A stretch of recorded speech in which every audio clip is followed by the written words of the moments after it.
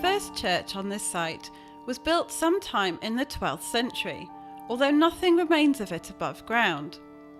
Rebuilt in 1199, it began to expand as the town of Ludlow prospered. Back then, all craftsmen had to belong to a guild in order to ply their trade, and many of these guilds made donations to the church. They dominated life in many towns, influencing trade, politics, and even international affairs. But in 1250, a new type of guild was set up. One that offered a way for people to escape the horror of purgatory and ease their way to heaven. This appealed to many Ludlow townsfolk. The Ludlow Palmers were so called to reflect their religious nature. In their eyes, the term Palmer was a pilgrim to the Holy Land and who brought back a palm leaf as proof. They offered an outlet for piety, for townsfolk without position but with wealth to be recognised. The Palmers became a centre of social and spiritual life. They even linked themselves with a king.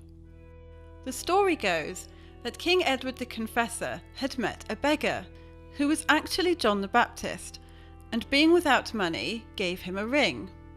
Some time later, and back in the Holy Land, visiting pilgrims were given the ring by John, who asked them to return it to its rightful owner. This they did, much to the gratitude of the king, and the pilgrims returned home as heroes. What no one realised was that King Edward had died some 200 years before the Palmers started. Still, it was a good story. The Palmers went from strength to strength, and by the late 15th century they were at their height, with membership in the thousands, and with this came wealth. As well as using the money to fund clergymen to pray for people's souls, the Palmers also donated money to St. Lawrence's. In effect, they became the first commissioning and conservation group for the church.